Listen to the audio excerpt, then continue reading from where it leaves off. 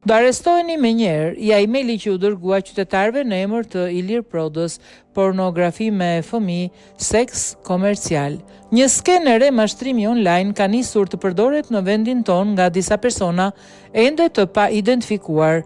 Këta hakera u dërgonin qytetarëve emailet në emër të drejtorit përgjithshëm të policisë së shtetit Ilir Proda.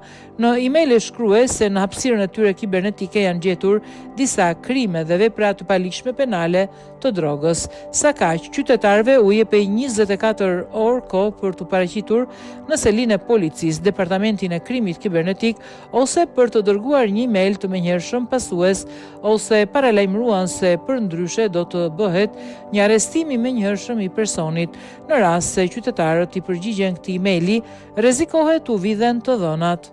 Policia ka nisur hetimin mbi rastin për të vënë para drejtësisë autorët e këtij krimi kibernetik.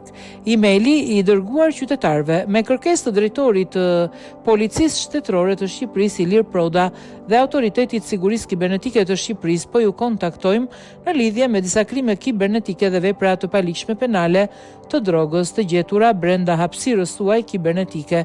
Disa agjenci kombëtare dhe ndërkombëtare të zbatimit të krimit kibernetik kanë identifikuar aktivitetet tuaja të paligjshme në internet të tilla: pornografia në internet, ekzibicioni, seks komercial, trafikimi drogës, lufta kundër krimit kibernetik, udhëheqet nga agjenci të ndryshme të zbatimit të ligjit, duke përfshirë Byron Federale të Hetimit FBI, Policinë Kombëtare të Krimit Kibernetik dhe Organizatën Ndërkombëtare të Policisë Kriminale Interpol.